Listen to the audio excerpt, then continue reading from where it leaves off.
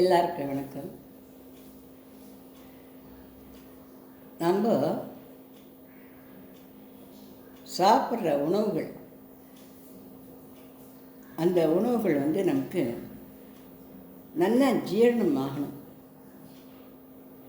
அதாவது வயிறு அப்படின்னு சொல்கிறது பகவான் நமக்கெல்லாம் கொடுத்துருக்கேன், எல்லாருக்குமே கொடுத்துருக்கேன்.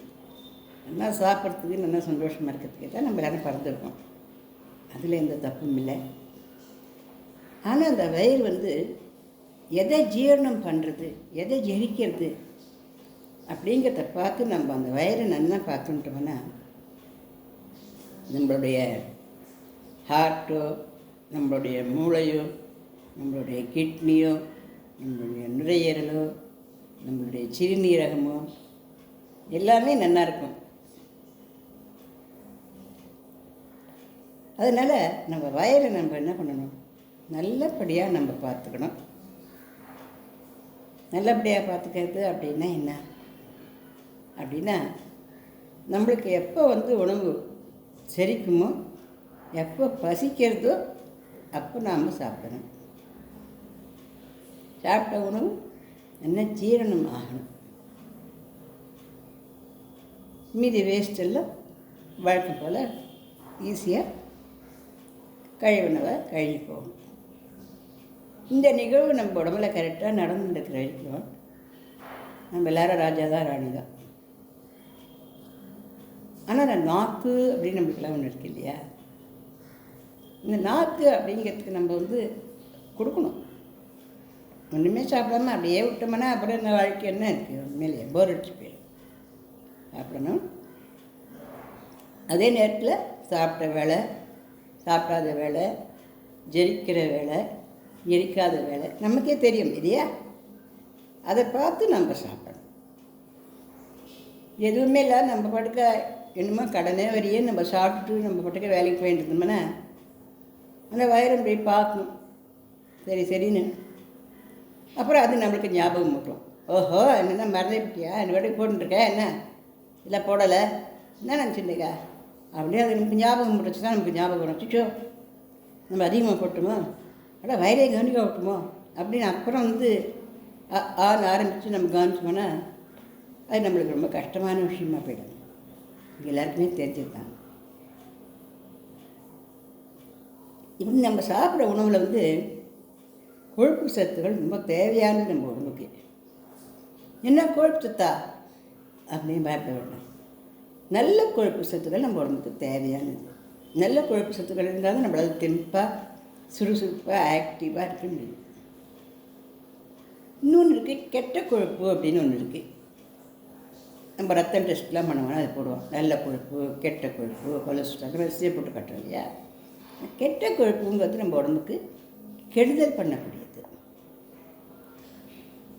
அது என்ன பண்ணுறது, நம்மளோட ஹார்ட்டு, நம்மளோட மூளை இல்லை எங்கே போய் அது படியேறோ, எங்கே போய் அது உட்காருதோ அங்கெல்லாம் நோயை கொடுக்குறது. எனக்கு ஹார்ட்டில் படிஞ்சு அட்டாக்காக வருது, மூளையில் படிஞ்ச பக்கவாதமாக வருது, முட்டியில் படிஞ்சு, தோளில் படிஞ்சு, கழுத்தில் படி, அது வேறு வேறு பேர்களை சொல்லிட்டு நோய் வதக்கின்றது நம்மளை இல்லையா. அப்போ நம்ம சின்ன வயசுக்காரோளோ பெரிய வயசுக்காரோளோ சாப்பிட்ற விஷயத்தில், உணவு விஷயத்தில் நமக்கு எது ஜெரிக்குமோ அதை நம்ம சாப்பிட்டு நம்ம ஆரோக்கியமாக இருக்கணும். இதில் என்ன ஒரு பெரிய ஒரு கஷ்டம் அப்படின்னா, வயதுங்கிறது ஏற ஏற, வயசு ஆக ஆக 50 ஆச்சு, 60 ஆச்சு, 65 ஆச்சுன்னு வர வர நம்ம எதை சாப்பிட்டாலும் எல்லாமே ஃபேட்டாகவே போய் உட்காந்துரும் உடம்புல. அந்த ஜீர்ணிக்கிற சக்தியே நமக்கு குறைஞ்சி போயிடும். அதனால வயசானவெல்லாம் நிறைய பழங்கள், காய்கறிகள், கீரைகள், அதுக்கப்புறம் பருப்பு வகைகள் இதெல்லாம் நிறைய சாப்பிடணும். ரைஸு அது கொஞ்சம் குறைவாக்கிக்கணும். நெய் நல்லா நிறைய சாப்பிட்லாம். நெய், தயிர், பால் இதெல்லாம் சாப்பிடலாம். இன்னும் காபி, டீ அதெல்லாம் அந்த மாதிரிலாம் சாப்பிடக்கூடாது, அதையெல்லாம் நிறுத்திக்கணும். இப்படிலாம் நம்ம இருந்தோம்னாக்கா வயசானாலும் கூட நமக்கு நோய் இல்லாமல் நிம்மதியாக நம்ம இருக்க முடியும்.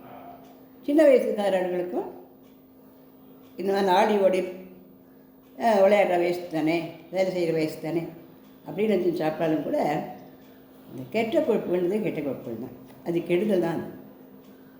சரி, ஆனால் கொஞ்சம் இதுமாதிரி சாப்பிடாம இருக்க முடியுமா? ஒரு பப்பை பார்த்தா ஆசையாக இருக்குது, ஒரு குலோப் ஜாமுன் பார்த்தா ஆசையாக இருக்குது, ஒரு பிட்சா பார்த்தா ஆசையாக இருக்குது, சமோசா பார்த்தா ஆசையாக இருக்குது, எல்லாத்தையுமே சாப்பிடாம அப்படியே சன்னியாசி மாதிரி பயணிக்க முடியுமா அப்படின்னா அப்படிலாம் போக வேண்டாம், சாப்பிடலாம்.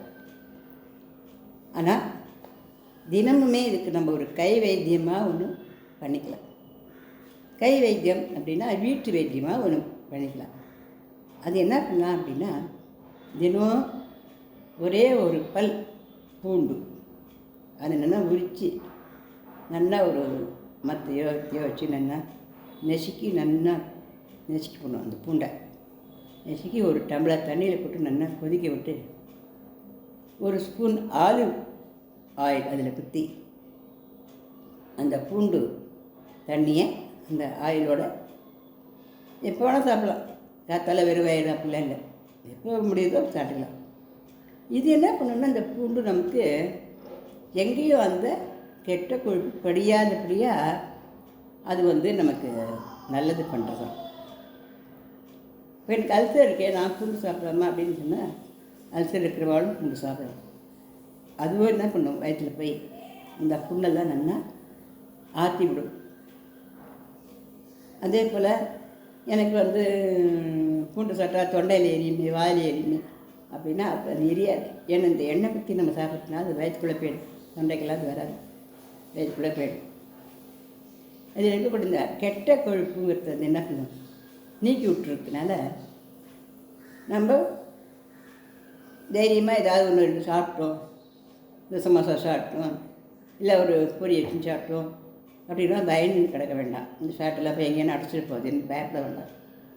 இந்த மாதிரியே ஒரு பல் பூண்டை ஒன்றுன்னா நெருக்கி நல்லா கொதிக்கிற தண்ணியில் போட்டு கொதிக்க வச்சு அதை அந்த பூண்டோட வடிகட்டக்கூடாது, அப்படியே பூண்டோட ஒரு ஸ்பூன் இந்த ஆலிவ் எண்ணெயை குத்தி நம்ம குடிச்சோம்.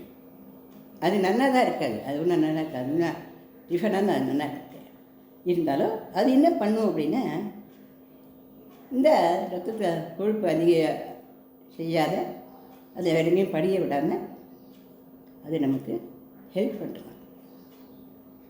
அதனால் நம்ம தினம் இந்த மாதிரியே பண்ணி அந்த ஃபேட்டு கீட்டுலாம் வராமல் நல்லா சந்தோஷமாக வாய்க்கு வேண்டியதை சாப்பிட்டு, அதே நேரத்தில் கொழுப்பு நமக்கு வராமல் கெட்ட கொழுப்பு நல்லா ஜாலியாக இருக்கலாமா, சாப்பிடலாமா.